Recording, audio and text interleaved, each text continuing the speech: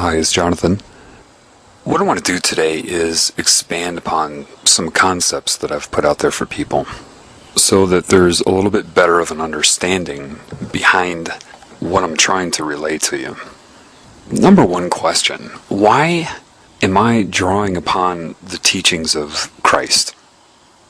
If I never met the guy and I don't know if he existed, right? Why would I do that? I never did meet him. I don't know, what really happened as far as a detailed, written down history. So why do I pull from it? Why am I talking about him?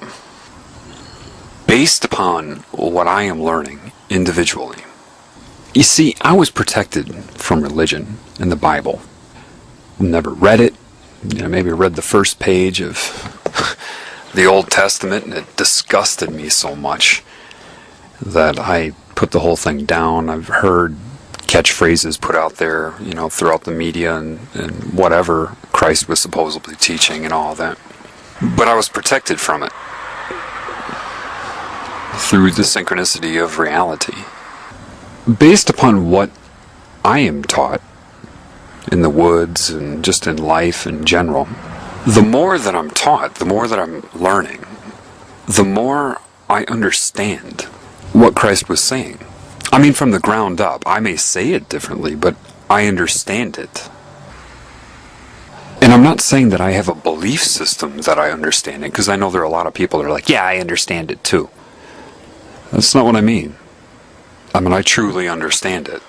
So, one thing I know is that somebody knew.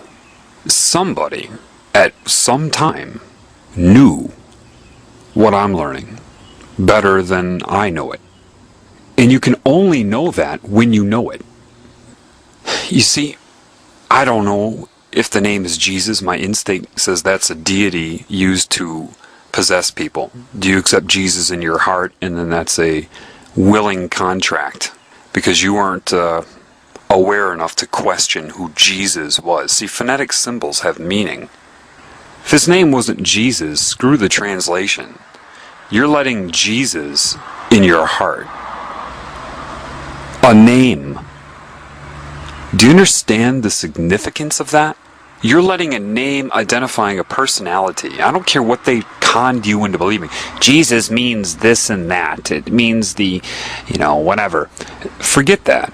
You're also told the Statue of Liberty means freedom. Anyway, somebody at some time knew. And how do I know this person was connected to creation? Well, from what I'm learning. Somebody knew the correct way to perceive this reality. Somebody knew what it was and how to handle it, how to overcome it. Somebody did. I know the Illuminati didn't come up with a lot of those parables. They couldn't have, because if they could, meaning they had the understanding, the knowledge that builds the foundation reaching the conclusion in these parables, if they knew that, they wouldn't be doing what they're doing right now. Let me say that again. If these people that created religion knew and understood the meaning behind those parables, they would not be doing what they're doing right now. Therefore, I know that somebody knew outside of this control system. What the name was, I don't know. Based upon what I know from Spirit, whoever gave those parables would never be concerned with being anointed or being called the Christ. So, by deduction, based upon what I know, the man existed. I can only infer that they stole the teachings of this man to sell this pagan worship of Satan. What is Satan? Satan's a consciousness. Satan is neither male nor female. It's both. If you watch the movie The Passion of the Christ, Mel Gibson nailed the essence of Satan with Satan's appearance that seemed in a bizarre way neither male nor female, but strangely attractive. That character, the hooded character, very mysterious, very logical, very sensual. In other words, it exhibited both male and female characteristics, and I don't mean like a gay man would. I mean in a very mysterious, sensual, intelligent way. That's what you're dealing with. So it will be male to those who want to perceive it as male, and female to those who want to perceive it as female. It is neither, and it is both. Here's the problem with the Bible. Think of riding a bike. Imagine writing a book about riding a bike. You lay it all out, a really thick book, telling you the nature of the bike and how to ride it, how to balance what the bike is, what you should do, where you can go, how to properly ride a bike. And you give this to people, and they've never ridden a bike, but you make them memorize the book, forwards and backwards. There's thousands of pages in the book about riding a bike, and they all memorize it real well. Imagine also in this book that the people who wrote it did not want you to ride a bike. So, because they don't want you to ride the bike, they have to be the authors of a book on how to ride it. Does that make sense? I mean, logically, that would be the strategy, would it not? If you want to control people and keep them from being able to ride a bike, then you have to be the one in charge of all the information about the bike and all the instructions on how to ride it. So what you're going to do is you're going to mess it up. Imagine adding things in like to properly ride the bike, you have to make sure that you lean all the way to the left. And remember, you're not good enough to ride the bike. You don't really deserve to ride the bike. And the bike is angry with you, and you're going to have to beg the bike for mercy, and the odds that you're going to be able to do it successfully are almost nil. But memorize the book anyway. And you have all kinds of contradictions in this book. But the people can't argue with the contradictions because they've never ridden a bike. And then say somebody comes along who's ridden a bike. And this person goes up to somebody who's memorized a book on riding a bike, but has never ridden one. And you get into a conversation about the bike. Now, you've ridden one, it's natural to you. But this person has been forced to memorize a book with fear and shame and guilt about the whole thing on how to ride a bike, but they've never done it. I guarantee you that you would get into an argument. It would probably go something like this. Here, let me take a look at your book. I've ridden a bike, let me just take a look at it. You start reading through the book, and you're like, whoa, hang on a second. And they say, what? You say, what is this? Lean all the way to the left? Sir, you would fall if you did that. No. I know. I memorized that. That's chapter 3, paragraph 9. You must lean all the way to the left in order to successfully ride the bike. Sir, that's crazy. You'll fall. No. You're evil. This is the word of the bike. The bike wrote this, and this is its word, and it says that to ride it, it knows, and you're to lean to the left. Sir, I guarantee you the bike didn't write this. Here, look at this other chapter. Let me show you something. You see in this chapter how it talks about 90-degree angles? How it would be better to be positioned in a 90-degree angle on... And now look over here, it says lean to the left. Didn't you notice that contradiction? It's the word of the bike. It knows. It understands its own contradiction. What? Sir, I've ridden a bike. I don't know what's going on here, but I can tell you that whoever wrote this book does not want you to be able to ride a bike. And this big, heated, emotional argument ensues. Now, had you never ridden a bike, you wouldn't be able to look at that book and know what the lies are. It would be impossible for you to tell. So you say to the person, hey, look, here's a bike over here. You see? Yeah, they exist. You don't need to read about them. They exist. They've just been hiding them from you. This is a real bike right here. Here, get on. No, no, no. Just trust me. Get on the bike here. Put your legs over. And then you give them a push. And they try to ride. And they lean all the way to the left. And they fall. And now they're scared. The bike hates me. I must repent. No, no, no, no, no, no. Sir, you're copying the book, and the book doesn't want you to know how to ride the bike. The bike wrote this, but listen, just try it again. You put them on the bike, you give them a little push, and they fall again. You say, watch me, and you get on the bike, and you're riding all over the place. And so now that they see you riding the bike, you've got their attention. You've got their attention because they've been reading about a bike and how to ride it their whole lives. And they can't understand why they can't ride it and you can. Maybe they think there's something wrong with them or something wrong with you. Well, that's not a real bike then. Yes, sir, it is. It's a real bike. Just try it again. And so you put them on the bike and you say, let go of the book. Trust yourself. Listen, you won't believe this, but you were designed to ride that bike. That's your very design, and the book is keeping you from knowing that you naturally know how to ride it. Forget the rigidity of this book. Trust your instinct and try it again.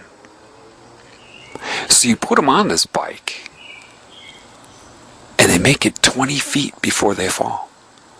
Oh my God, I did it! That was fun! Yeah, that's your design. Do you know that as a bike rider, that's what you enjoy the most? Did you feel controlled when you were riding that bike, or did you feel more free than you've ever felt in your life? And now, of course, the authors of the book and the people that promote the book get pretty angry when they find out about this. You're blowing their whole scam out of the water. That's no good to them, right? Because you see evidence of the bike around, but you've never ridden one, they need to create that book to include the evidence, but tear you away from it at the same time. Well, this is a metaphor, of course, and I can tell you something about Christ. He was a bike rider, and he rode the bike. And he was trying to get all of you to ride the bike. Instead, they're trying to get you to ride him.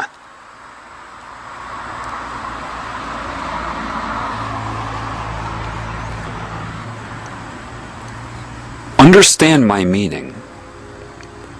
He was a bike rider, trying to get everybody else who were naturally bike riders to ride the bike.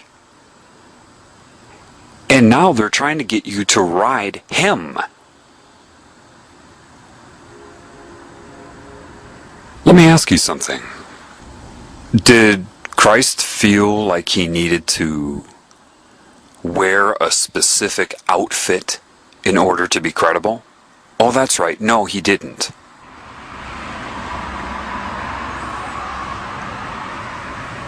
What book was this man regurgitating from? Oh, that's right. No book. He didn't need a book about riding bikes because he already knew how to do it.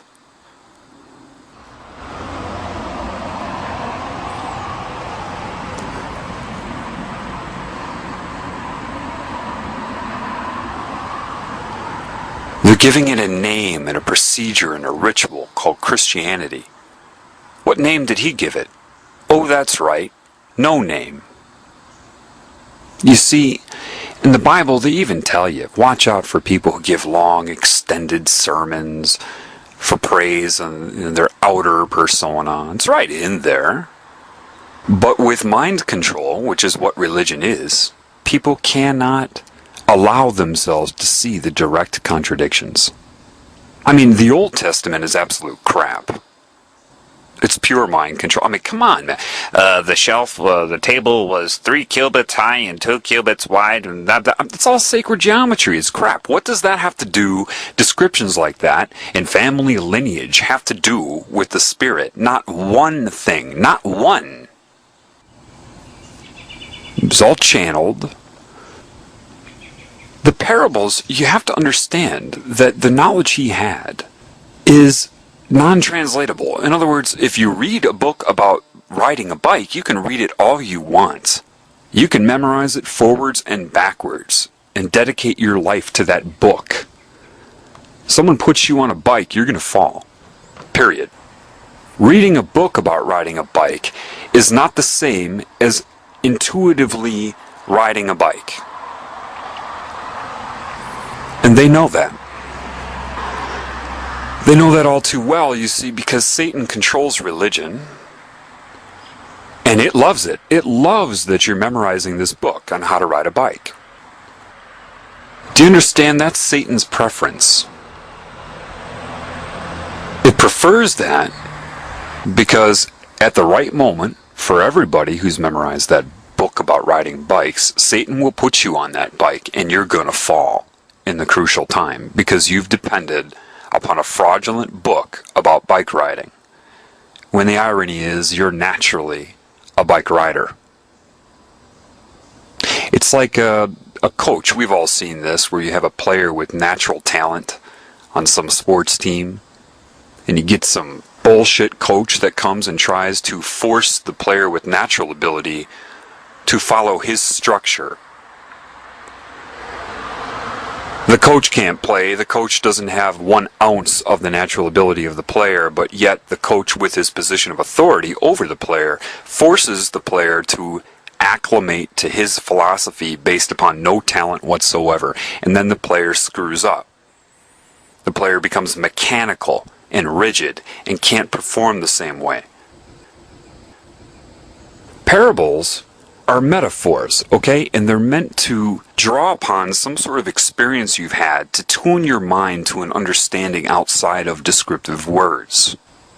For example, it's kind of like if I went up to a basketball team and I said to the players, guys, it's like the feeling you get when you spin a basketball on your finger.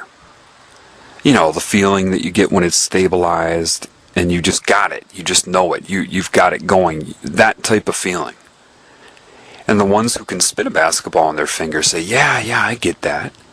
Makes sense why I've drawn upon a feeling that you cannot translate into words. I cannot describe it with words. I can attempt to do so, but it's not the same thing as accomplishing spinning a ball on your finger. It's one thing to talk about it, it's another thing to do it. They say, yeah, I get that. Of course they get it because they've done it, therefore the parable has meaning. If they haven't done it, it will have no meaning. They'll hear and understand the same words I used and guess, but they can only guess because they've not done it. So they write that down. Well, that makes sense when I'm trying to explain whatever. Then imagine 2,000 included in this book is that metaphor. It's like spinning a basketball on your finger. But now there's no more game of basketball. There's no basketball in sight. No one would be motivated to do that and don't have a basketball to do it with. And all the people have memorized it, though, and they're actually using this metaphor to recruit others into a similar belief system, when none of them have spinned a basketball on their finger. Therefore, the real meaning behind that is gone. Whatever Christ said to people when he was talking with them, if that happened, of course, would have been in the moment, catered to whoever he was speaking to.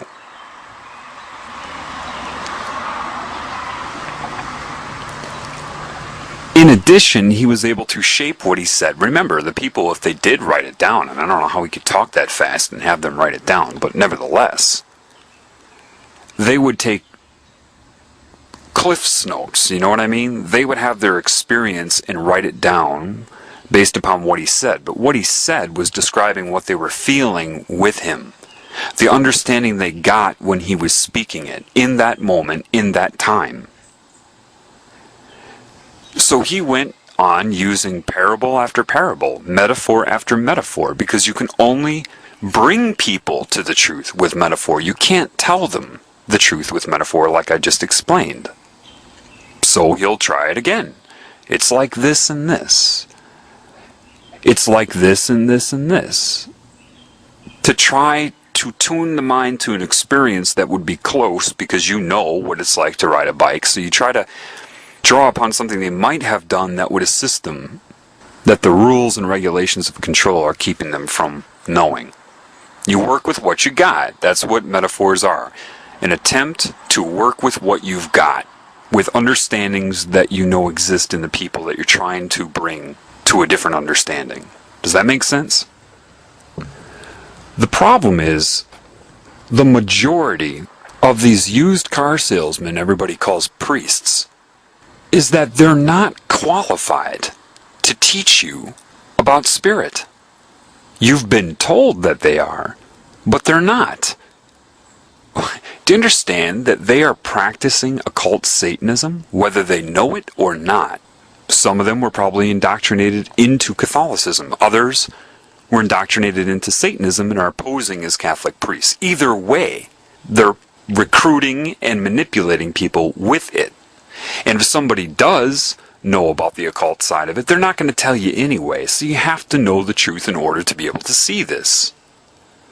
They're not qualified to teach you about spirit. Why? Because even if their intentions are good, they've learned about God from the Bible. And probably at an early age, so it created this rigid filter we call a belief system, trying to filter everything they experience through this indoctrinated belief system. These people aren't qualified to teach you about spirit any more than somebody's qualified to teach you how to ride a bike who's only read a book about riding a bike, and a fraudulent one at that, and has never ridden one themselves. They're not qualified. But because the mind control is so stiff and so strong, and there's so much fear of the unknown attached to it, the people that desperately want to ride a bike but have been programmed with this would rather kill somebody who can show them how to ride the bike because of the fear and the mind control, which is what happened to Christ.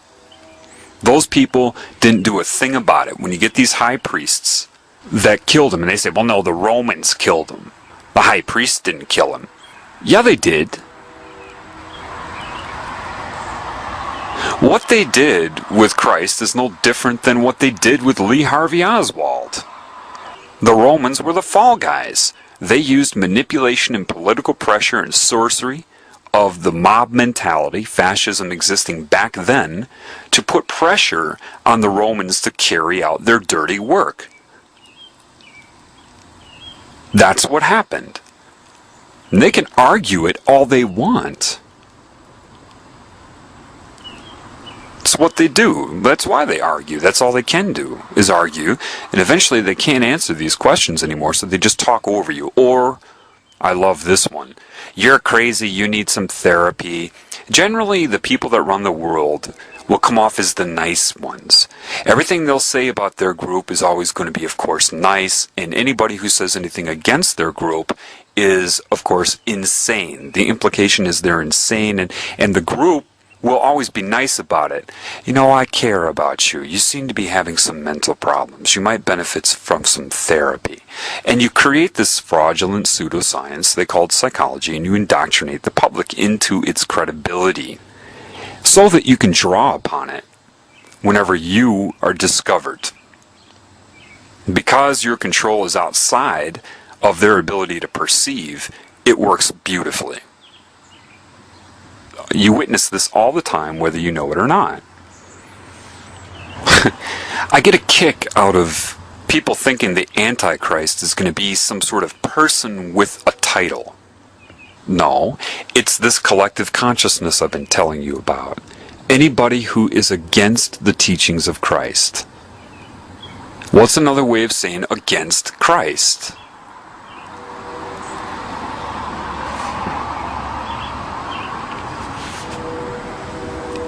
Antichrist. So, if you know anybody that's even publicly against, does not adhere to, or denies the teachings, not the man, the teachings, they are the Antichrist. The rise of the Antichrist, if I said the Asian flu is on the rise, I'm not talking about one individual virus, I'm talking about the collective strain, including all of the viruses in that strain. Do you understand that?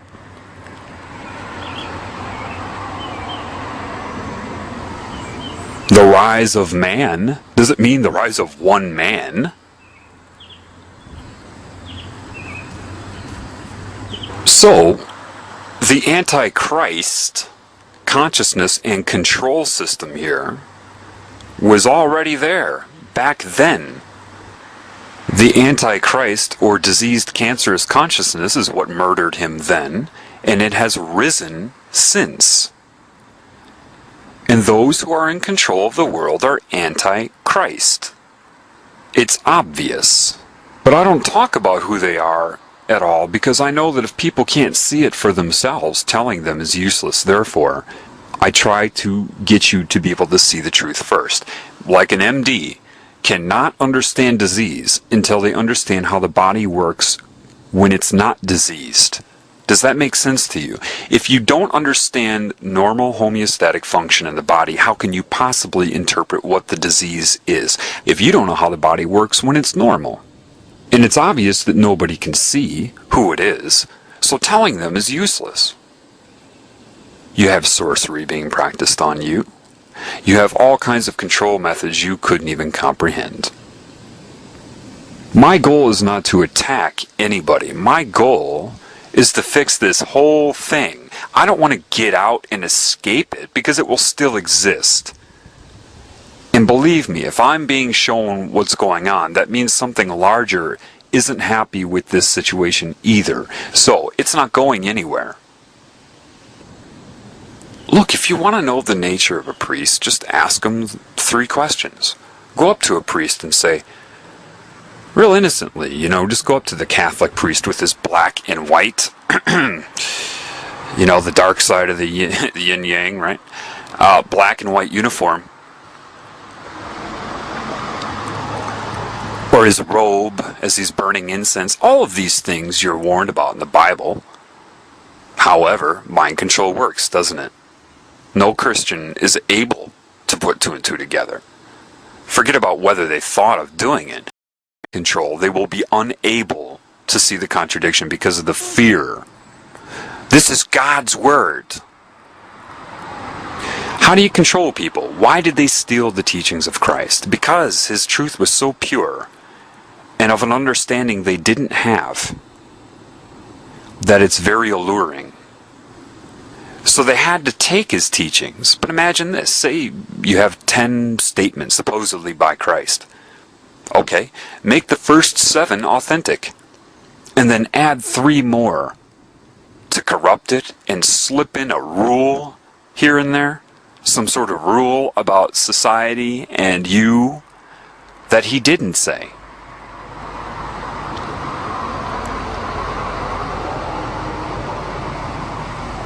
That's how you do it. And that's what they have done. And you're not going to be able to see what is and what is not until you ride a bike. If you haven't ridden a bike, how can you read a book about riding bikes that is corrupt and be able to see the corruption? If you haven't ridden a bike, you're not going to know what is true and what is not. He was a bike rider trying to get you to ride bikes, and they're trying to get you to ride him, because they know if you try to ride him, you'll never ride the bike, and they got you.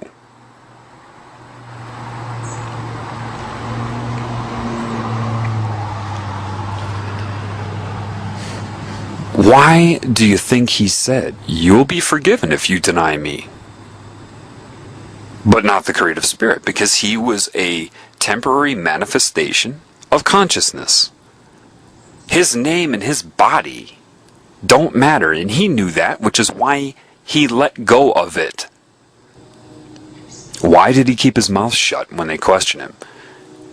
A, they didn't want to know the truth, and B, they weren't going to give him 2 weeks to try to lead him to the truth. Therefore, he couldn't answer the questions. He just kept his mouth shut. And he knew they were all under demonic mind control. Forgive them, they know not what they do. Why do you think you didn't know what you were doing? Because people think that demons somehow inject thoughts into your mind. No, your mind is a co-creation of you and foul play, whether it be mind control, a demon, or anything else. It's a co-creation, meaning a demon literally pushes your spirit out of the way, grabs the steering wheel, and uses your mind for its own intentions. In other words, it thinks for you, and the mind can't perceive that from outside of itself. Therefore, whatever it thinks it is thinking it. Therefore, the prison of the mind. When you connect to the creative spirit, now, it's so difficult to be precise on this, because I don't want people seeking something outside of themselves. The way the creative spirit will interface with you will be with your spirit, which is it, a derivative of it. And then it will rise from within to command your mind. It will never speak directly to your ego. And people say, well, yeah, but the way you talk about it, it's like a conversation. No, that's my translation for you of understanding. It is my spirit that is teaching me. Do you understand that? And it gets the influence from something larger.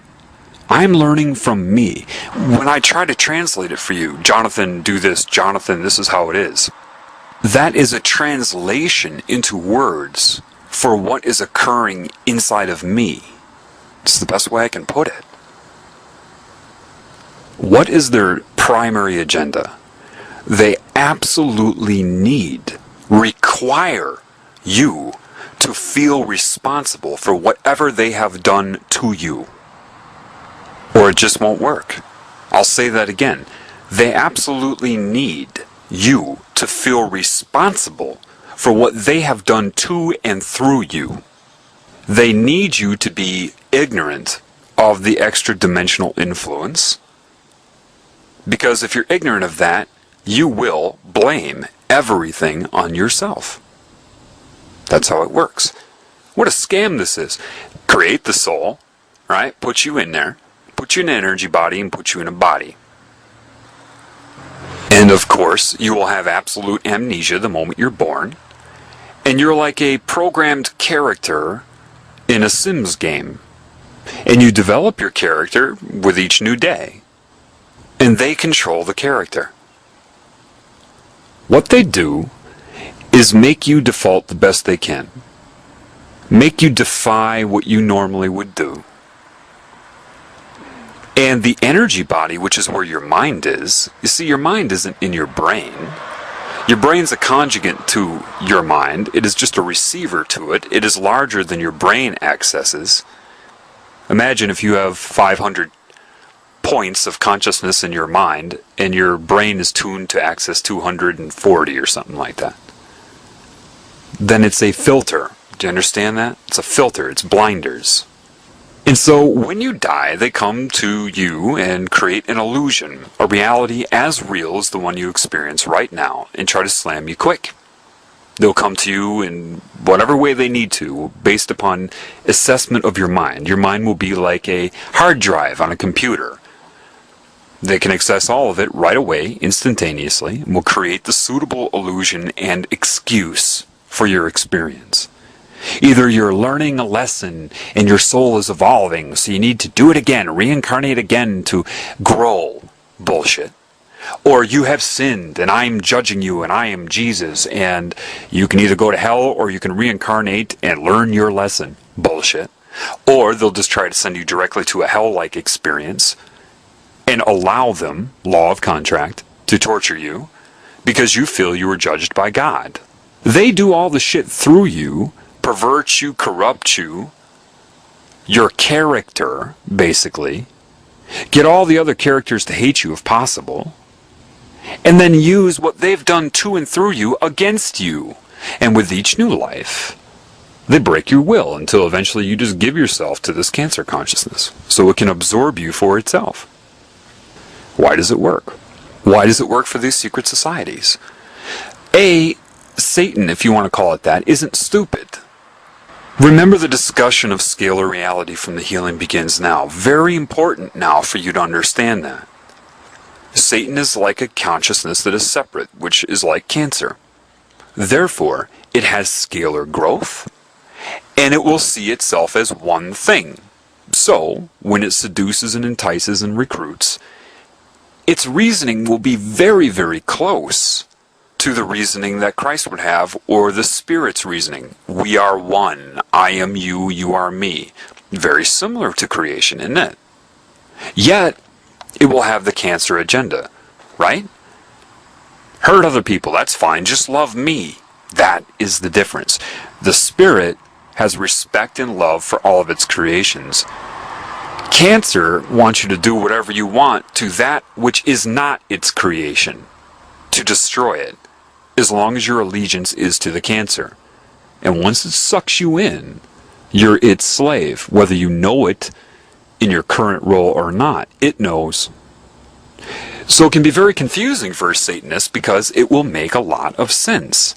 It will mirror a lot of the laws of creation, except for the love and respect for all of the creations. That will be the difference. Greed, materialism, that's what it does. There are two oneness campaigns going on simultaneously. One of them is the recruiting by the cancer. We are one. Do you understand that? We're one consciousness. Well, it's not wrong in its current state. That's absolutely true.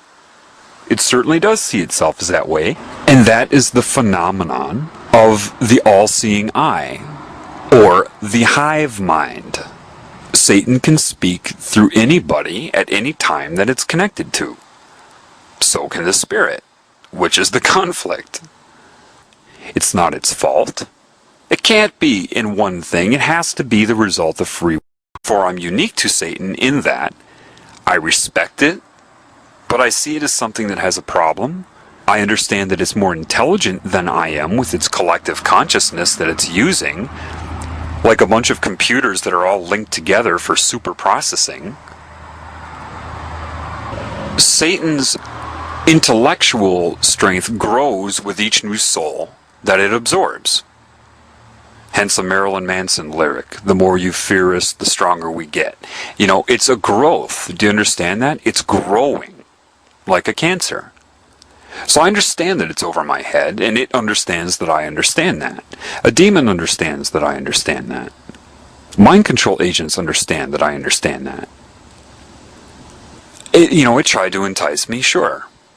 But I turned it down, but the difference between me to it is that I didn't turn it down out of righteousness. Because righteousness is mechanical. It's a program. For example, I give this example, I think, in one of my recordings of where I was walking in the woods with a styrofoam cup of coffee, right? And I finished the coffee, and instead of taking it to a garbage can, I had this intuition to just put it down right on the trail. Now, 99.9% of humans with their mechanical mind would look at that. If they saw me do that, they would have their opinion based upon mechanical storage of what they believe to be the correct rules. Oh, he's littering. Or, oh, look at him, he didn't give a shit. Whatever their opinion is, but they won't understand what I was doing. Being connected to the Spirit and life, I had an understanding in that moment that by putting that coffee cup down, somebody's going to come by and they're going to pick it up. And when they do so, they're going to feel like they're contributing, and it's going to raise the Spirit in them. Therefore, their vitality.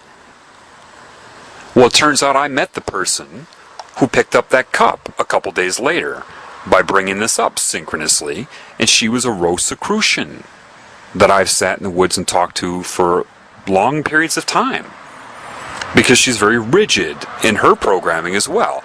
Do you understand that Satanists get the same programming that Christians do? It's just a different programming. Satan either wants you to give yourself to it or sell yourself to it. It doesn't care what your experience is and your illusion. Oh, sure, you want 7 years, anything you want in your dream? Sure, okay. You could do that anyway, but you don't know that, so yeah, sign right here. Yeah. Or accept its judgment as God. The Spirit will not judge you. It knows that you can't work without its guidance. Your design is to do that. Therefore, if you're disconnected, it knows you're not going to work correctly. Therefore, you must assess this world with truth. You must dismantle your belief systems, or be as a child, meaning pre-programming. That's part of what entering heaven as a child means. Pre-indoctrination. You have to be honest with yourself about this world. Let me ask you a question. What sane mind would create something like a mosquito, a tapeworm, a wood tick? There's no reason for that. It doesn't make any sense. Why did it happen? This is a world of both true creation, manifestation out of love, and miscreation, both created by a mind. But if the mind is not commanded by spirit and or love, the larger picture, then it's just math, because the mind is math. And if it doesn't have the correct guidance, then it's only mathematical probability. Do you understand that? Meaning you could take a knife and cut your hand off right now, but you're not doing that, are you? But mathematically, it's probable. Those that are not commanded by spirit or have been taken over by cancer see the world as math. Random calculation of possibility. And it can snowball based upon pain and pleasure. This is why they, what you call the Illuminati, are likely to do something incredibly humanitarian one day, and then something incredibly heinous and horrific the next day. Mathematical probability. They see no limits. They want new formulas, new calculations, new colors, new sounds, you know? There are a lot of things that you could do that you don't do. Some of that is because of the programming of your mind. The other element to that is your spirit. Technically, you shouldn't have to teach a child not to kill. It wouldn't be in their instinct to want to do that because of the guidance of spirit. The spirit is very strong in a child. You get these, and people say, old souls are very wise. No, the real truth is the old souls are the ones that have been here and have been having their will broken over lifetimes. So the old souls are the ones that are just following the system, and they've lost a lot of their ability to perceive the truth. That's why they go right along with the system, because once Satan puts them on that bike, it knows they're going to fall. So it's happy. Yeah, go ahead, go through the system, do whatever. You're not going to be able to withstand the fake judgment or whatever reality we give you when you die anyway. It knows that. That's what building your house in a rock means. You must know thyself, and the only way to know thyself is to know the love of spirit. And once you bear witness to that, it's going to be very, very difficult for Satan to prove to you that you are responsible for anything it did through you, to put you in guilt. The creative spirit loves you. So, every time someone connected to spirit or guided by spirit in a moment lets somebody feel that, which has happened to me a lot, Satan goes to work on them as soon as that interaction is over. And it is very likely they'll get dreamscaped, reprogrammed so that the very next day even, they forgot all about it. They forgot how it made them feel. It's always doing that. It's always trying to counter people that I talk to. Do you know how many people have complained of entity attacks after listening to what I have to say? Yeah. All I can tell you is that don't worry so much about that, because that's proof that you're doing something right. Why else would they attack you? It's mathematical probability, miscreation. The mind will create whether it is or is not guided by spirit and or cancer. Cancer is an insane creation, meaning a mind without the guidance of the whole. What is happening on this level is the same thing that happens in your body.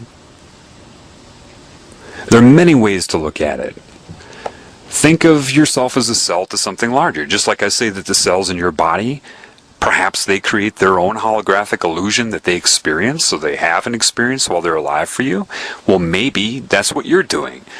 So the cancer in your real state is attached to the outside of you, and the more it breaks your will and your own illusion, the more access it gets to the real you, wherever you are, to come inside and corrupt and change you.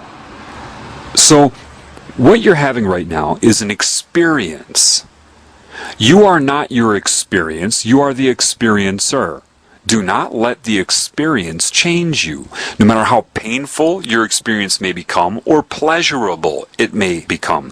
Both pain and pleasure are the same as far as Satan is concerned. Pleasure is nothing like the true joy of being commanded by Spirit, and I can guarantee you that heaven is anything but boring. You won't be like, all these rules. No, because you will create that. You would come to the same conclusion that rules try to impart in this insane reality.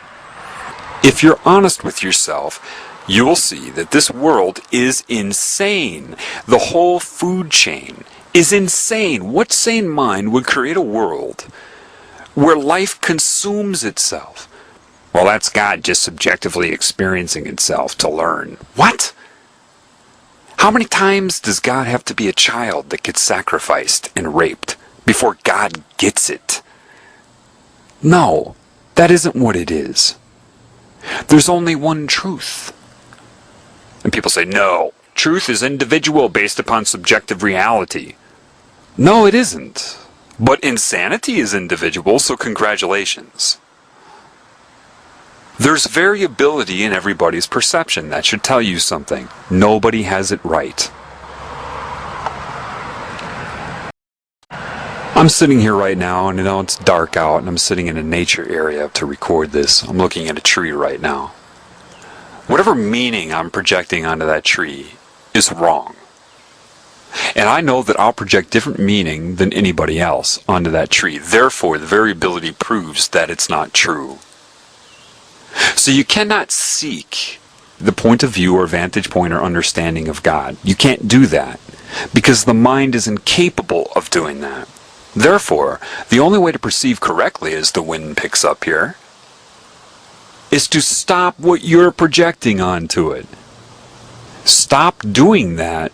Phase cancel out the meaning you think you're applying so that you can see the true meaning.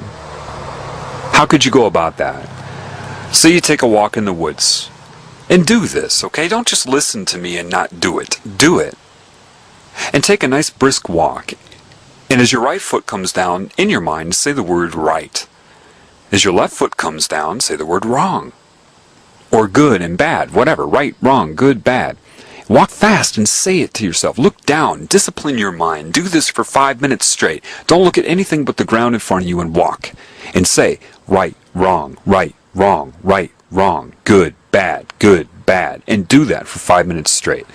What you'll be doing is amplifying your binary state, its peaks of right, wrong, really bringing them up. And so close together, going back and forth, you'll begin to phase cancel them out. Do that for 5 minutes, then look up and look at a tree again, and say in your mind, right, wrong, right, wrong, as you're looking at that tree. Look at a deer, look at a squirrel, and say right, wrong, right, wrong. If you do this correctly, you will have the opportunity to bear witness to your own insanity. Your own insanity is the mind, which has been isolated in and of itself, which was never the design in creation. Now, the book that's meant to deceive you doesn't tell you that. Well, it does in some ways, but those parables are old, and people don't understand them correctly. The only way you can understand the parables given by whoever that man was is to learn them via your spirit in congruence with the Spirit. Gain the knowledge so that you can look at the book and see what is true. Meaning, put the book down. It's not going anywhere. Put it down. And don't do it ritualistically through words. I'm going to pray for so-and-so and be the Lord be thy name, blah, blah. That's all ritualistic and wrong. And if you pray like that, you're doing it from the mind and not the heart, and Satan knows that, which is why it wants you to use ritualistic prayer with words. And Christ knew that Satan would do that, which is why he would say, don't mindlessly mouth words. Oh, you must be special to know this. No. Anybody can know this. You just have to drop your fear and ask for it. Intend for it. And you have to let go of whatever you think you believe in order to know the truth. If you're not willing to do that, then you can't know spirit. Because this is an insane world of miscreation and creation. It makes no sense. So if you take the walk and do that, it's not that you can seek the meaning, and the meaning you project is wrong as well. Therefore, you have to stop the meaning you're projecting so that the real meaning can be revealed to you. And there is only one meaning when you see that: love. Equal appreciation, love, and adoration for everything. And that's what Satan doesn't want you to know. That's what demons don't want you to know. They want you concerned about the future. They want you to sit there and brainstorm and not be in the now. And they're strategizing against this because they know this knowledge is going to get out. That's why you would see the movie Love Guru with Mike Myers, right? Comedy is the #1 vector for mind control because it puts you in a pleasurable state and you're focused on the joke, and therefore they can slip in so many messages and you'll associate their messages with pleasure. They make fun of the idea of being here and now with comedy. Every truth that is true in that movie, they make fun of it as if it's corny and stupid, and that's the whole intent of that movie. You see it as comedy, expression of a comedian to get some laughs, because you don't know how over your head these movie producers are and what is controlling them.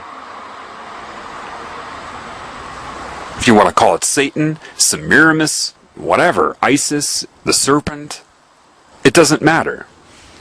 And it recruits them and tells them how much it loves them. Do you understand that evil is going to come in the name of love? You think it's stupid?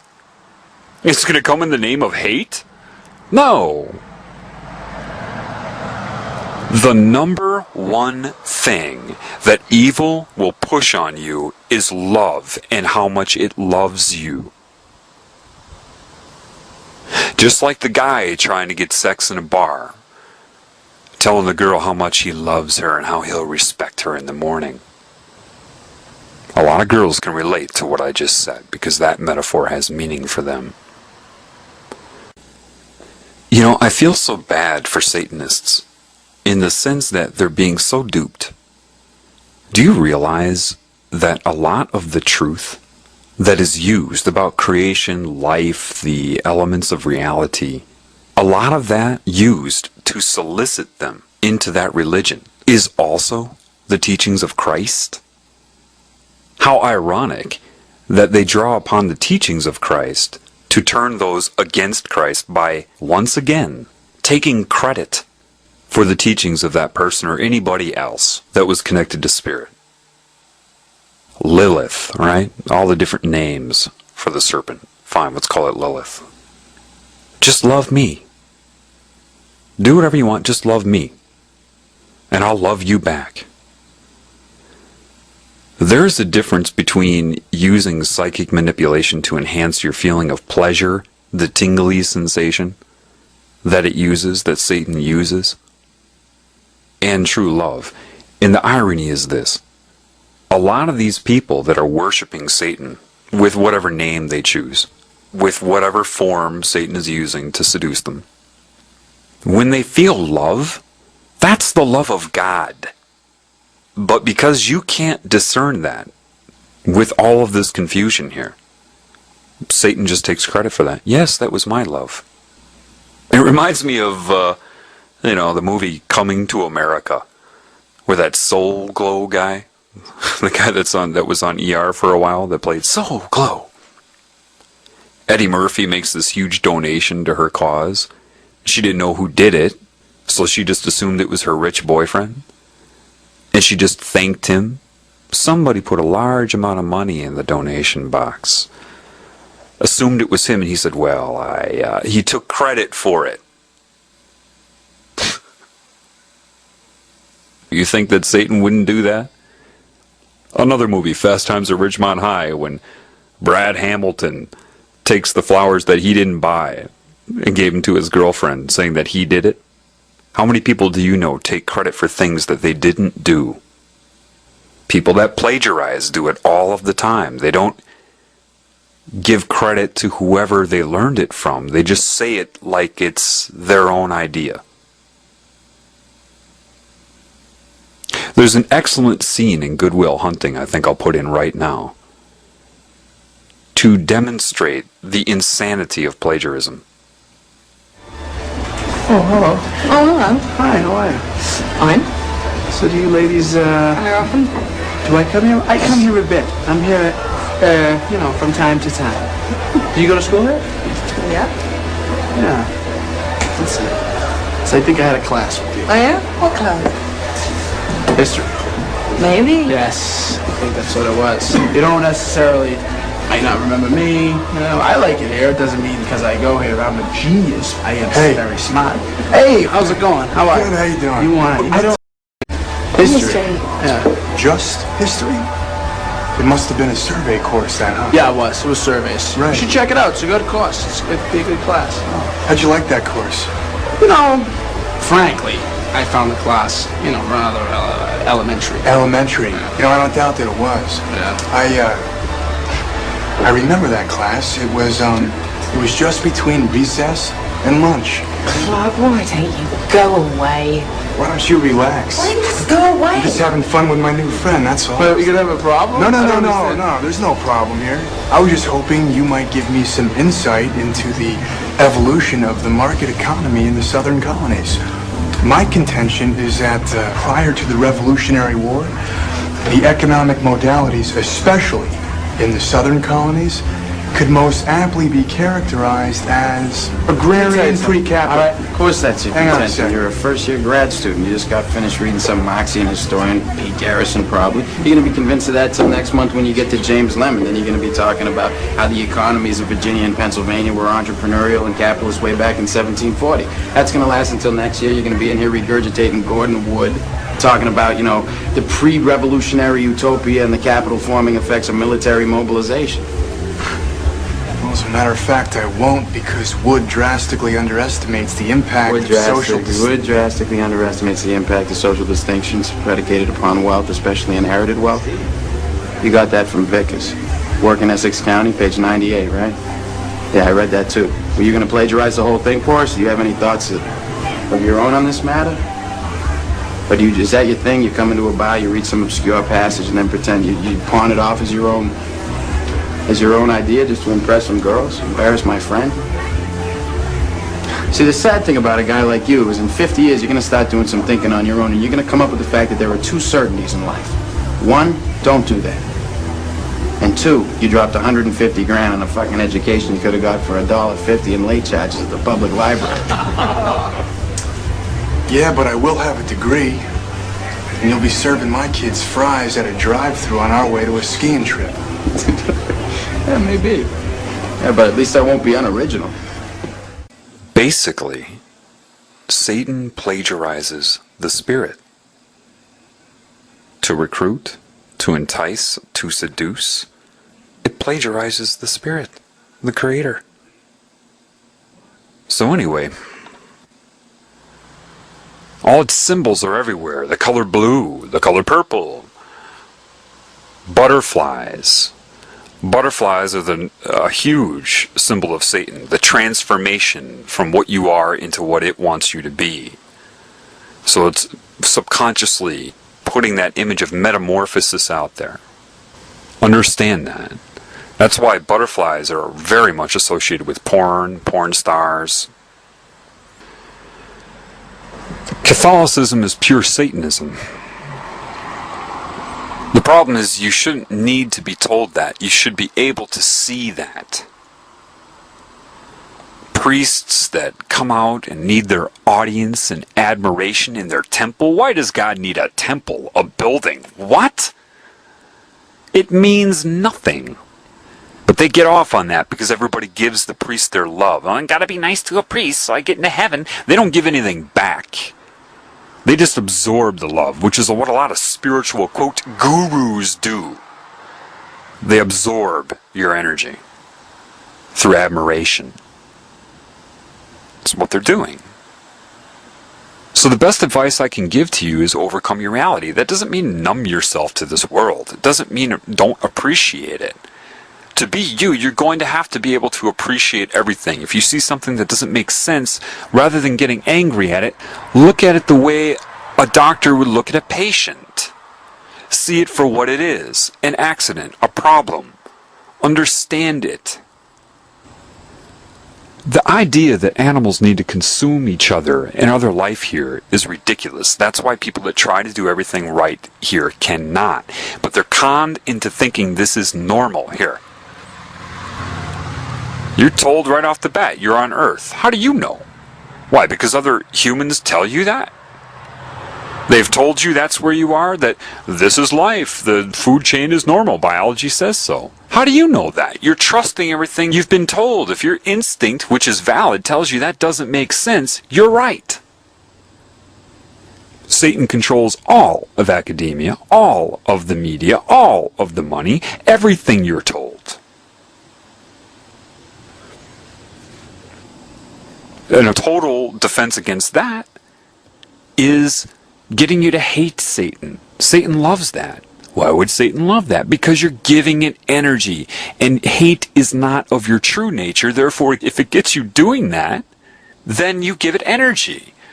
An example of someone doing that would be Andy Kaufman, that comedian. A lot of people, they say they're just trying to get attention. Negative or positive is the same. So if you hate this consciousness, call it names and curse it, it has you. It's got you. Know thyself and be thyself. Do not be where you are. Be what you are, regardless of where you are. And the only way you'll know what you are is reconnecting to what you are. Which means you're going to have to dismantle the ego somewhat. Not the mind, just the ego. Meaning, what's the proof that a mind is useful here? Well, to make the decisions, to navigate through the illusion. The fears of the mind, but spirit overrides that. If you go into your backyard and walk up to a little bird's nest and say that bird has little babies in it, you being 80 times the size of the bird, try it. Try it. Walk up to the bird's nest. That little bird, 1/80th of your size, will stand up to you. Home of the brave, it'll stand up to you. And more times than not, the human will run, cover their head, and be freaked out. Look how freaked out people get by a little bee. Because see, to protect the babies, it has a natural understanding of the intrinsic value of their lives and its life. But if there were no babies in that nest, the bird would fly. It would flee, proving it was able to make a mental decision. So Satan will try to get you to abandon the mind altogether. Why? Because there is truth in the fraudulent nature of your ego. So it knows that truth will come out, so it has to amplify that and exaggerate it beyond usefulness. Get rid of the whole mind. Become a robot. Or I love this one, the spirituality of love in the form of dissociation, bliss. Don't talk to me so firmly. You're putting me on a negative vibration. What? What if you had a kid that was walking towards a busy street? Didn't know what they were doing, they were walking towards that street and the cars were unaware of the kid. Oh dear, I don't want to put you in a negative vibration. I want to be all of love, but I really need you. Bang! No, the moment you see that, your intuition will make you yell. Hey! You'll scare that kid probably in the moment. But that's better than the kid dying. Negative vibration. Satan coordinates this bullshit New Age movement to get people to dissociate. It's no different than getting drunk. It's detachment from your normal instinct to try to help everybody in this realm. You become concerned with your own bliss. Therefore, you don't speak out against it unless you're speaking out to get other people to detach. Now, you do need to detach from this reality, but while in it, it would help if you try to... See, your detachment as you walk in the woods and think that you've accomplished something, and you think your whole world is of your negative ego, that isn't stopping a little child from being raped today. Your detachment. Part of your responsibility is to get the word out. So Satan knows that. It's very, very clever. People don't get this. There are a lot of Satanists that are online. They're against government. They're against the New World Order. They're against all of this control. Aren't they? They're talking about the Freemasons. People think, these Satanists are really honest. It's because you're like a chess player that's thinking 3 moves ahead, and you're playing somebody that's able to think 30 moves ahead. So you catch their bishop in 5 moves and say, ha, I got your bishop. And they say, ha, yeah, I know you did, and I knew you would, and in exactly 5 moves. And then 3.5 minutes later, checkmate. The number 1 subliminal message out there is a circle with an A in it, which stands for anarchy, and an American flag that is torn down the middle. Transparent American flags that are ripped in the longitudinal fashion. Why? And you know where they're most prevalent? You're going to love this. Pornography. Oh, you want to know why you should stay away from pornography? That's the number 2 vector for mind control, but the strongest effect. Why? If they're loading up your mind, forget about the positive commands to make you love the deviance in porn, but the propaganda commands of anarchy, and you masturbate to that, you wire your brain to associate whatever subliminal commands they're putting in your mind to pleasure. Therefore, subconsciously, anarchy equals pleasure. Ding, ding, ding, ding, ding. Stay away from porn. Don't you understand what porn does? Satan loves that too because it gives you an illusion of sexual interaction. There is no sexual interaction. You're watching actors on a screen. Actors. You're watching people on a screen. And it creates the voyeur mentality of separation. And you actually masturbate and have your orgasm and have had no interaction with a human. And then you wire your brain that way, which is why a lot of married men or men in relationships addicted to porn are impotent. Why? They've wired their brain to want no interaction. In other words, object only. No personality, no value, just object. Which means they could be impotent in their relationship, go cheat on their girlfriend, and be hard as an iron bar. Why? It's programming in the mind to objectify women. That's how it accomplishes that. You don't know how sinister porn is. It has nothing to do with sex being good or bad. It has everything to do with mind control. Anyway, so Satanists are going to promote anarchy. You watch. You don't believe me? You just wait. I guarantee you they'll slip in that word as they're talking about government and how bad it is. Why? Because the people that are putting out this propaganda, the truth movement about 9/11, are the ones that attacked us on 9/11. Why? Don't you know their phrase? Order out of chaos. They want chaos. They don't want you to have a solution. No, no, no. They don't want you to be able to unify. They just want you to rise up like chickens with their heads cut off so that there is chaos or anarchy. Don't think that's possible? Have you ever seen footage of a riot? They want you to rise up. Nobody's solving anything. It's just a bunch of propaganda bullshit about 9/11. People send emails to each other and talk about it all the time, but nobody's doing anything. Exactly. When the right date, day, hour, minute, second, it's going to kick off, and you're going to have anarchy. So that they can bring in foreign troops, most probably China, to, quote, restore order out of chaos and attack the United States. To restore order, of course, and then dissolve the border between Canada and Mexico and bring in your wonderful American Union, loaded with electronic mind control and all of the trimmings. Hopefully that'll clear up for you why Satanists would appear to be on your side, fighting for the freedom of your rights.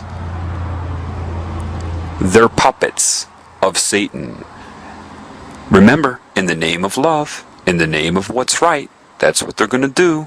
Therefore, listening to somebody like me telling you the facts will not help you, because if you can't see that for yourself, then telling you will do nothing. It will do nothing for you other than load up that left hemisphere of your brain and accomplish nothing. I'm telling you, connect to your spirit, inside, dismantle the ego and intend for that, the love, and then you will see. I didn't read what I'm telling you anywhere. You've got to resist the anarchy, which will be very difficult, but that's what they don't want, is a calm approach to what's happening. That is their worst nightmare. They need chaos for order. These people have a history of pointing their fingers at themselves. They did it when they switched from dictatorship to hidden hand. They're doing it now. They're exposing what's happened on 9/11 through these fake underground truth movements. You know, I got cut off on a radio show that was supposedly people fighting for the truth in this country. The very moment I started talking about mind control, the music came on, and I have it on tape. Let me play that for you quick so you can see how fake these movements are, how fake this truth propaganda is. When you touch the truth, you get cut off. His program. This one is also very interesting, but I see that you're covering more legislation and law. Is that right? Yeah, we're covering how to kick public officials' behinds.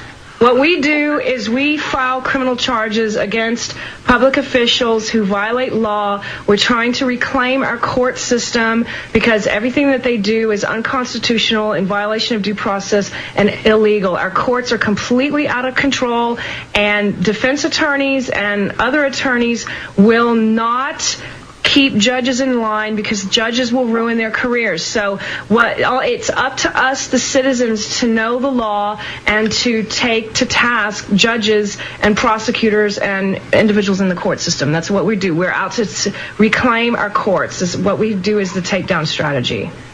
I could give you a very interesting point of view on that if you're willing. Yes. The only thing is, though, are you open to anything that isn't foul language that you would deem logical? Yes. Or sincere in its nature, no matter where it takes you in as far as information? We're open to hear it. We may not agree, but we're sure open to hear it. Okay. Well, this is pretty interesting. And also, yes, we're open to hear it, but I do want to mention that we have a really full board of callers. We have like 8 callers waiting on the line because we had the call lines closed the first 2 hours. So please, for the sake of everyone who's been holding and waiting to call in for 2 hours, can we make it a little bit brief? Just be considerate of the other callers waiting, please. Sure. This is going to be weird going fast, but 6 months ago, I sat down with an ex-FBI agent, and he explained the whole thing to me. Would you like me to go further? Yes. Yes. Okay. He left the FBI. Texas, interestingly, is where he was stationed. He told me about 2 things. One, that he had busted a party. That he and a team of people, and this isn't a video I watched or some book I read. This is a gentleman looking me right in the eyes. Mm-hmm. And with intuition, you can gauge if somebody's being honest with you or not. And there was extreme criminal activity involving sexual practices going on at this party. And he tried to go forward with an investigation. It was pulled. Mm. He transferred to customs on the East Coast and found out that it was our government bringing in cocaine. And it was at that point that he left the FBI. Mm. He himself told me to not do anything, to not look into it. He has contacts in the mafia and told me how they described it to him. He said, you're talking about the judicial system. And the mafia people would say to him, and I'm going as fast as I can, how do you think these judges get elected? He said, well, right. How do you think they get into office? We own you. And that's pretty weird to have an ex-FBI agent tell you that. But that's what we're dealing with. You're dealing with organized crime. Absolutely. Okay. And so it is a messed up maritime system. You understand that. But what it's going to come down to, regardless, when you strip away all the detail, is the resonance of love, which is basically a truth vibration.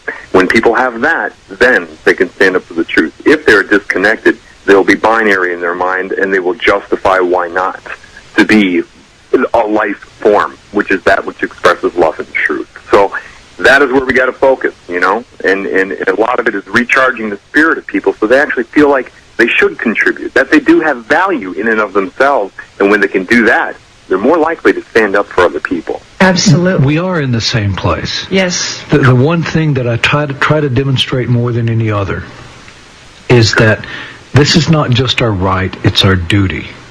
And in doing this duty, we're not out here to harm anyone. Oh yeah, I file a lot of criminal complaints against public officials. But that's merely a means to a proper end. I have no animosity toward these guys. For the most part, I consider the police to be people who want to be good guys. Exactly. They're stuck in a garbage system they can't fix. And when we implement these strategies, we don't do this out of feelings of anger or vengeance or vindication. We do it out of justice and duty. And more than that. And trying to make things fair for people. I'm going to file about 100 criminal complaints because of one arrest. I'm going to file against public officials who have no idea what they did wrong. And I'm going to charge them with following policy. And the reason being is I want to give them plausible deniability. I want them to be able to go to their boss and say, hey, Bubba, why am I getting in trouble for doing what you told me to do?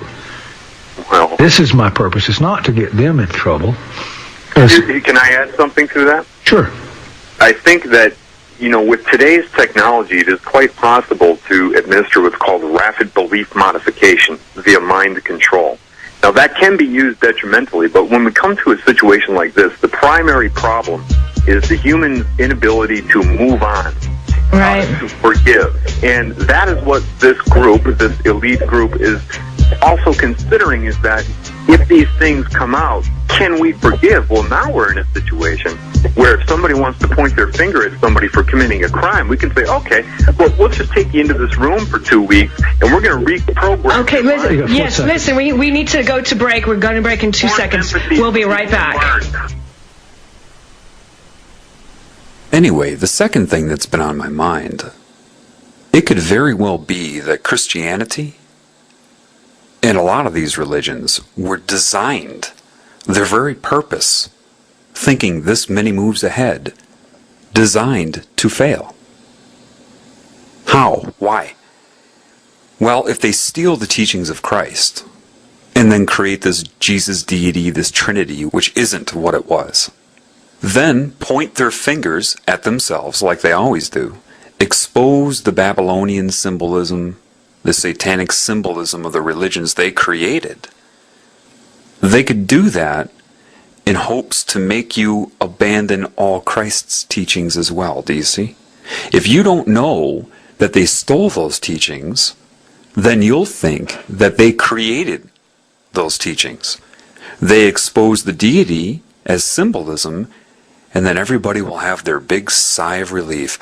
Oh, we don't have to be good. We don't have to follow any of that. You see, the ultimate last-ditch attempt to discredit Christ. Why? That opens the door for the New World religion of sorcery, or Satanism, for the utopia. It has to be that because there's no way these people doing what they're doing could have given the metaphors that Christ gave to create some symbolic deity. The two wouldn't go hand in hand. So, it really, from what I've been learning, what I've seen, they stole his teachings to draw people into both Christianity and Satanism. Then they're going to point the finger at the symbolism of Christianity and other religions so that people release all of the teachings of Christ, thinking was a fraud, for the final entrapment. It's very important that you stay balanced. Because regardless of what's happening in this reality, you have got to stay you while you speak out about it. All of these things. The primary foundation of what you are is love, and that's what they don't want you to know. And the easiest way to do that is to come in the name of love and slowly tear you away from it, redefine it, to ensnare you in the web. One more thing I want to address for people, which has nothing to do with the topic, but I'll add it to this recording, okay? People are kind of getting tongue-tied and gridlocked trying to approach people about what's going on. Finding it very difficult, as would be predicted, to go up to a stranger and start talking about the New World Order, or even spirit. It is very difficult. So how do you approach people? Well, I've already shown you that. You've got to understand, look, it doesn't matter how fraudulent a person's belief systems are. They're very rigid, regardless. If you try to attack somebody's belief system, even if it has been built off of disinformation, you've got to understand their very personality is built off of the disinformation. So if you attack the disinformation right out of the blue, they're going to feel like their very existence and their personality is under attack. Does that make sense to you? The best way to do this is to show them subliminal messages. It's one thing to do it online, but people can always say, oh, he did that. He put it in there with Adobe Photoshop. It's another thing to do it in person. Now, I recently just took a trip all the way through the South, and I went all over the place. Like in, for example, Nashville, Tennessee. They had this huge mall, and I went in there with the Glamour magazine, November 2007, in hand, and went store to store. So yeah, I'm putting the footwork in. I don't have a lot of money, but I spent my money to do this. Why would I do that? It didn't matter what store. It could be Banana Republic, a hair salon, Foot Locker. It didn't matter who it was. It's real easy to do. Listen, if any of you have the social skills to communicate where you don't come off as intrusive or imposing on people, you're the people that are needed to wake up. Okay? Because then you're going to be able to approach people in a sincere way and feel comfortable doing it. And that's very, very important. So that's something that I have the ability to do, and I'm doing it. I walk in, all I say is, hey, you want to see something interesting? Now, who doesn't want to see something interesting? I'm not going to come and say, you're all under mind control, the New World Order. Yeah, they're going to look at me like, what? I'd say, you want to see something interesting. They say, what? I say, well, I'm just doing a little survey on perception. They say, huh? I say, yeah. And then I just give them a very simplistic understanding. I say, imagine, what I'm looking at is how people's minds are shaped, and I want to test you and see how perceptive you are. What are you able to catch? So now people are competitive. They're interested. Then I go through the conscious mind and subconscious mind thing. I say, recall. I say, you know what the subconscious mind is, right? Usually they'll say, yeah, whether they do or not. Say, remember that the subconscious mind is that which the conscious mind will access for the meaning it's going to project onto its reality. And then I say, well, let me just show you something very basic. And then there's a primary manipulative thing on the cover of that magazine where they have that paragraph-shaped 2 huge 9s, of course, upside down 6s, correlated with Mariah's breasts. 99, and then underneath that little, then underneath that weighs 2, read by the subconscious mind, waist, right? To make over your home, and it's shaped like a woman in a dress. They put it right next to her. And I ask people, I put the magazine down in front of them. I say, how do you perceive Mariah Carey's body? Usually they say curvy. She's not curvy at all. She's very large, very big boned, okay?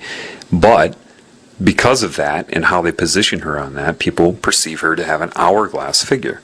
Then I show them the paragraph, and they're like, oh my God. I say, that's primary, but there's also secondary and tertiary.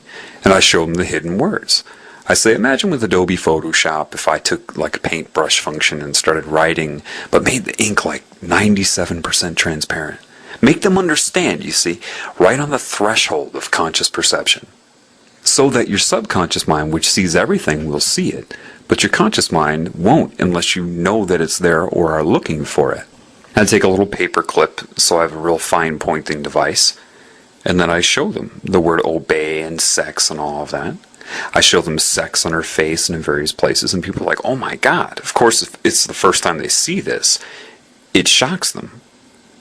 And then I show them where there's a paragraph that says Mariah's new attitude. I say, look at this paragraph. It's left justified except for the word new. Why would they pull the word new all the way over? And then I show them to line the N up above the UDE in attitude, nude, all the subconscious things. Make them understand. That's why they get you all playing crossword puzzles and stuff in the newspaper, to condition your mind to see forward, backward, up, down, left, right. All right, so the subconscious will follow suit. But right above that, hidden, is blatantly obvious 2 words. God, G-O-D, lies, L-I-E-S. Now people, it's one thing to watch an internet video where somebody highlights it for you, but you're not fully trusting it because you don't know whether they did it. It's another thing to do it in person with a magazine they know you didn't make. You see what I'm saying? There is no doubt when you do it in person. There is no way for them to say, you did that. You know, the little minds trying to argue online, you did that. You're just predicting. You know, you're not going to go through any of that. They're in shock, you see. What you've done is you've made them see for themselves, which is irrelevant of their belief system because they can't deny it. And guess what? They want to know why. They're going to want to know why. Sex is all over the page. Seek sex. Satan is good. God lies. They're going to want to know. And because they can see it, that energy has risen. That's when you've got to clearly point them in the right direction. Now they're open to spirit, and that's where you can make sure they understand that these people control religion as well. And this is where you can completely pull someone out of their paradigm. I do it all of the time. I went store to store in many different states. I'm not sitting around on the internet sending emails back and forth. I'm going out there in the public. And the best way to approach them is to show them how their mind is being circumvented and the messages that are being used. Just last night, I went into a gas station's a good place to do it. I showed a girl 2 days ago, and the next day I came in, she said, well, what can you see on this new magazine? There was a new Glamour magazine. I said, oh, okay. Well, I grabbed it and looked, and within 20 seconds, 666 is right on her nose, but spelled out. S-I-X. I mean, blatantly on the July issue of Glamour magazine, right in the bridge of her nose, is clearly S-I with a dot over it, X, and then 6 is underneath it, and underneath that. And she's like, oh my God, because you know what I'm saying? I can grab any magazine and do it. That's very important. And then everybody that came into the gas station, I said, excuse me, both males and females of all different personality types, every single one of them saw it. Some people came in and I showed them that, and then I made them understand that that's happening. People would be like, wow, thanks for opening my eyes to that. 15 seconds of my time. Why? 100th monkey. 100th monkey. Get it up there into the collective subconscious. Every attempt helps so that people know what's going on. For example, I went into this restaurant called Noodles and Company. I was sitting there waiting for my food, and they had this big poster with asparagus on it. This big piece of asparagus, right? Phallus. I'm like, oh, I'm sure the word sex is on there, and I looked at it. About 4 or 5 seconds, there it was, transparently written. I went up, made sure it was there. Then I called one of the employees over, and I quickly told her about the conscious, subconscious mind. I told her about Adobe Photoshop and Imagine writing something very transparent. I said, there's a word right here, and I pointed to it, but I didn't tell her what it was. I just said the words there. And then she did the typical reaction. Oh my God! Yeah. What's the word? Oh, sex? See, not projection, people. This is why doing it in person is so incredibly important. The online videos are a teaching tool, but you've got to be able to do it in person or you're not going to be effective. Next thing I know, a whole crowd of people around me. And their belief systems kicked in. Oh, those advertisers. I said, advertising? Advertising? This is a public restaurant. See that kid over there? You think that kid can read? Yeah, do you know your subconscious mind sees everything? Advertising. I have a handout for this insurance company that has this picture of a statue on it. And they just edited into the statue the word flag subconsciously, transparently, and then the ripped American flag. Do you understand what I'm telling you? This is a worldwide effort of the secret societies under the control of this cancerous consciousness that people often refer to as Satan. It's not a joke. So, anyway, you're not going to be able to convince people to break out of their mold unless they have good reason. Seeing how they're being incredibly manipulated, even though the subliminal messages are bare minimum, that's enough. It's enough to spark their interest. Believe me, they're going to want to know why. And you've got to be able to do it in person. That's why you've got to tune your mind. The best way to see subliminal messages clearly is to stop projection, meaning don't project any meaning onto it. Don't look for the word sex. Stop your mind, and then what you see will blow you away. Don't expect a word, just allow yourself to perceive what is there. Most people always keep their eyes moving. Imagine, think about it. When you're looking at a painting, you're not looking at one fixed point where the negative image starts to form. So you're always looking around the image. And you're not allowing for secondary and tertiary segregation of signal, of image. Look in one point, blank your mind, and allow patterns to come out. That's how you do it. Once you learn to do it, like playing guitar, you get better at it. So good that you can go into any situation, grab a piece of literature, and within minutes you can find something that you can use to show people and they will see it. And that's very powerful because they're not going to be like, you did that with Adobe Photo. They can't. Do you understand? They can't. They're not going to argue with it because it's real and it's there. So I just wanted to put that out there. The best way to approach people is in a casual way and just show them the subliminal messages and let their interest decide. Some people are going to be very blank-minded and they're going to ignore it. Let them go. Other people, when they see that, you don't have to approach them with anything.